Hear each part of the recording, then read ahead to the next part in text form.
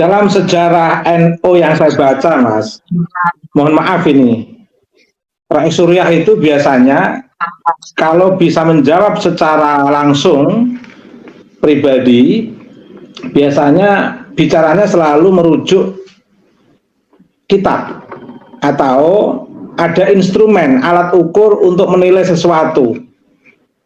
Betapa hati-hatinya para Rais Suriah sebelumnya yang tadi disebutkan oleh Mas Soleh, termasuk Kiai Alyafi, Mbah Mahfud, semuanya nggak bisa kita sebutkan.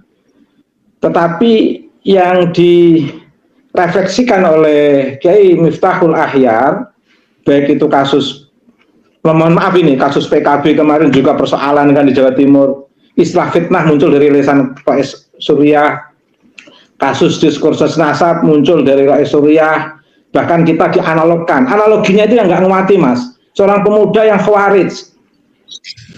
Pemuda yang khawarij itu bersikap tidak menggunakan akal.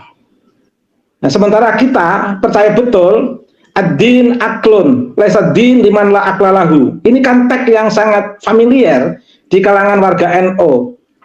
Bahkan saya katakan, perdebatan saya dengan Dr. Soleh kan di awal saya katakan, saya tidak berani kalau tidak lewat ilmu, kajian Kiai Imad. Ini kan dasar keilmuan. Sementara sosok pemuda ini nggak mau diskusi, nggak mau menggunakan nalar, nggak mau menggunakan teks. Agama berdasarkan perasaan, agama berdasarkan halusinasi, agama berdasarkan glorifikasi atau mandek-mandek mengunggulkan kemuliaan secara imajinatif yang dibayangkan untuk diri sendiri dan kelompoknya.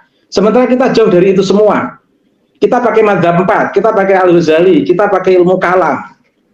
Betul-betul clear kita ini dengan keilmuan, Mas, bukan dengan perasaan. Analogi dengan sosok khawarij itu analogi sosok beragama yang tidak menggunakan perasaan, tidak menggunakan akal, maaf, tapi beragama yang berdasarkan perasaan emosional tanpa menggunakan akal sehat. Itu analogi tepat ketika dianalogikan dengan sosok pemuda yang khawarij itu. Tapi Kiai muda NU, Kiai Imad masuk dianalogikan dengan sosok muda yang digambarkan sebagai khawarij. Itu sangat tidak benar.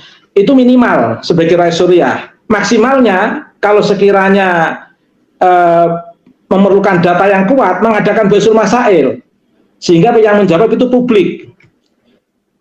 Jadi tidak asal statement begitu. Ini persoalan yang luar biasa. Tetapi saya menilai secara positif juga. Saya kemarin kan kita semua sepakat masalah nasab itu sudah finish, sudah selesai. Kita akan menggarap pada persoalan makam yang dipalsukan, menggarap pada kasus-kasus yang hegemonik dan relasi yang tidak seimbang. Karena masalah nasab sudah tidak bisa dijawab, sudah clear. Tapi saya jadi mohon maaf, curiga. Jangan-jangan Kiai Miftah ini ingin memancing biar semangat kembali diskusi nasab.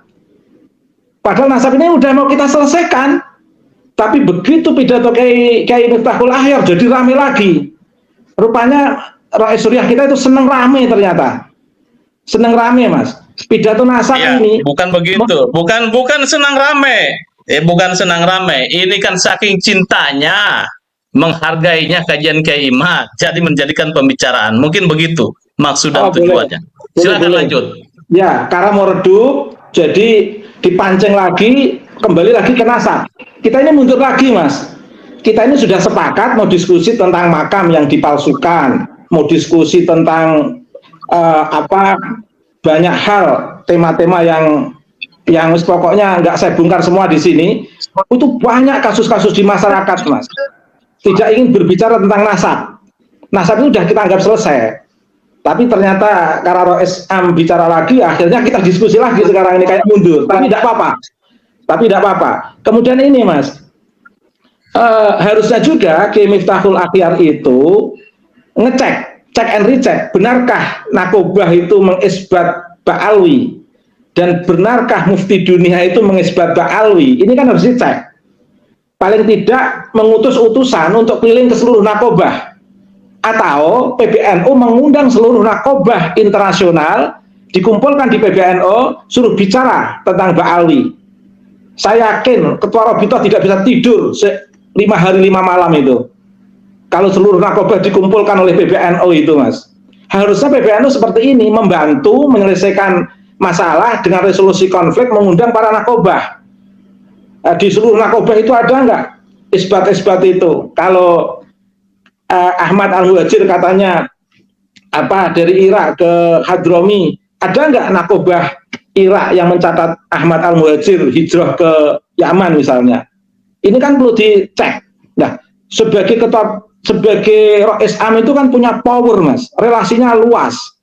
Daripada, mohon maaf, pidato yang sederhana dan sangat sepele, yang malah membingungkan warganya, yang arus utamanya betul-betul di belakang Kiai Imad, daripada ngomong begitu kan lebih baik mengundang seluruh narkoba, seluruh mufti sekalian.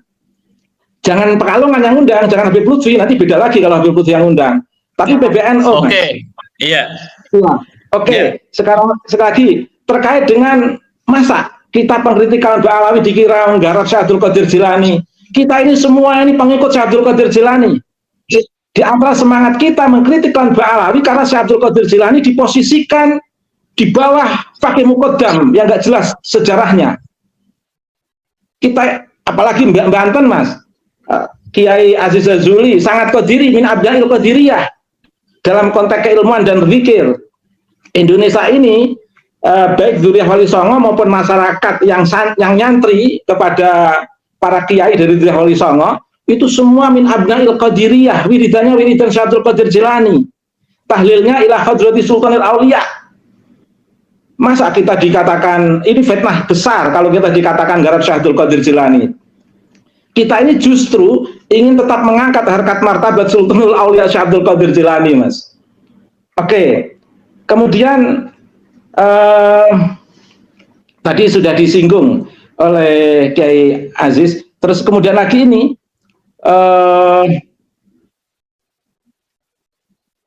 ya saya kira untuk sementara itu aja, Mas. Jadi saya ingin memastikan kita berdasarkan ilmu, bukan berdasarkan perasaan, bukan berdasarkan emosi. Islam sebagai agama nilai untuk rahmatan alamin, bukan Islam sebagai ideologi untuk kehendak kuasa. Dan jejak digitalnya itu sudah jelas. Saya berharap Kiai Miftahul Ahyar itu membaca ulang sejarah bagaimana gerakan FPI, bagaimana Ketua Robitoh dalam pidatonya, bagaimana NU garis lurus sejarah masa lalunya, dan semuanya ini justru yang menghadapi Kiai Imad. Dan kisah-kisah perubahan yang luar biasa pasca tesis ini saya kira bisa dirasakan oleh setingkat Kiai Haji Miftahul Ahyar. Terima kasih, Mas.